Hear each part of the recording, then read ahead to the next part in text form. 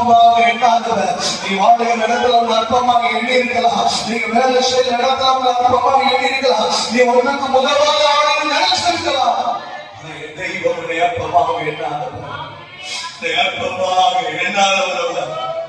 எத்தனை பேர் அதை நம்புறீங்க? இயேசுவின் அற்பமா எண்ணவே இயேசுவை வெறுக்கல. அவரின் இடத்தில் அன்பு கூறுகிறார். அவரை ஆதரிக்கிறார்.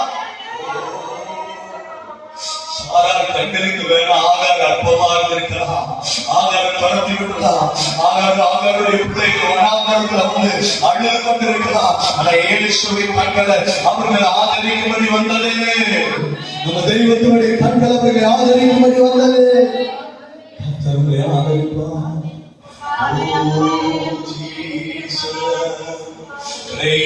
ஒரு முறை எல்லா ஆண்டவருக்கு கரங்களை உயர்த்தி சொல்லலாமா? அற்பமாக எண்ணாமல் ஆதரித்தீரே, என்னை அற்பமாக எண்ணாமல் அற்பமாக எண்ணாமல் ஆதரித்தீ. நன்றி அப்பா. என்னை அற்பமாக எண்ணாமல் ஆதரித்தீரே. அன்பு தெய்வமே, நேச தெய்வமே, அன்பு தெய்வமே, நேச தெய்வமே, ஏசையா, என் ஏசையா, ஏசையா, ஏசையா, உம்மை பாராமல் என்னால் இருக்க முடியாதையா, உம்மை துதிக்காமல் இருக்க என்னால் முடியா. எத்தனை பேர் நம்புறீங்க? உம்மை பாராமல் என்னால் இருக்க முடியா.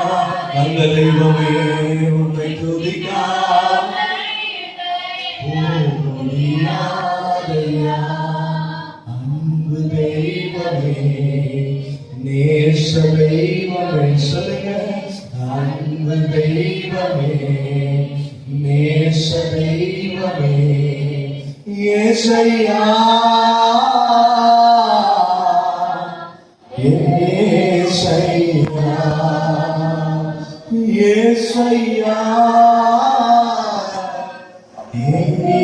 ஏசையா.